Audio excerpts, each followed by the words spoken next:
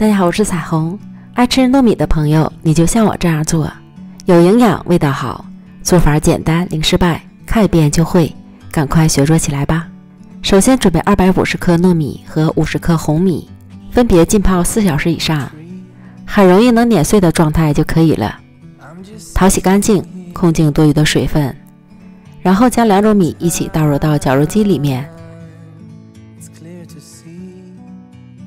打成细小的颗粒状。没有绞肉机，用擀面杖也很容易能擀碎。然后倒入到大碗中，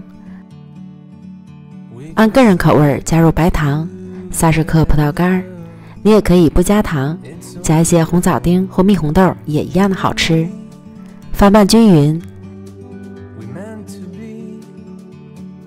再倒入到容器里，记得里面铺好硅油纸，这样更容易脱模。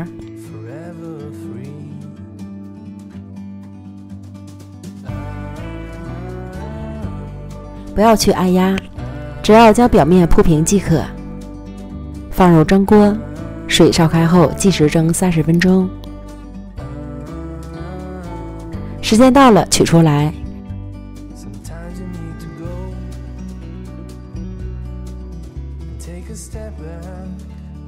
直接脱模，防止底部潮湿。冷却一会儿之后，再按自己喜欢的大小分割成小块，装盘开吃。这样做的糯米糕软软糯糯又筋道，口感丰富有营养。你还可以再多加一步，将两面煎至金黄酥脆，这样更香更好吃。做法简单无难度，喜欢的朋友就赶快试试吧。美食天天更新，咱们明天见，拜拜。